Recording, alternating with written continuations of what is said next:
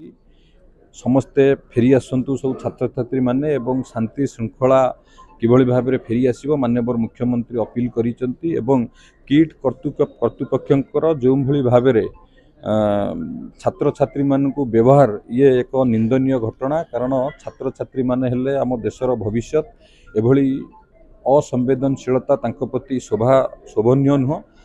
संवेदनशील देखा कथा सबू समस्यार समाधान थाए किंतु किट कर्तृपक्षर ये जो मनमानी ये आदौ ग्रहणीय नुह। से उच्चस्तरीय कमिटी गठन कर एसीएस होम काली किट कैंपस को जाइए से पुंखानुपुंख भाव तदंत करुँच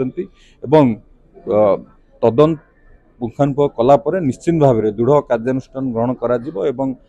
गत काली नेपाल टीम आसी आमर हायर एजुकेशन मिनिस्टर एवं आमर हेल्थ मिनिस्टर चीफ सेक्रेटरी आलोचना निश्चित भाव में ये घटना को सरकार गुरुतर सह नहीं सरकार किभली भाव में माने जो घटना घटी ये जो घटना पुनर्बार न हो एवं जी ये घटना पछरे अच्छी से विरुद्ध में निश्चित भाव में तदंत होला दृढ़ कार्यानुष्ठान किंतु अभियोग आसी या उच्चस्तरीय कमिटी है कि तदंत एसीएस होम को नेतृत्व करा जाउची।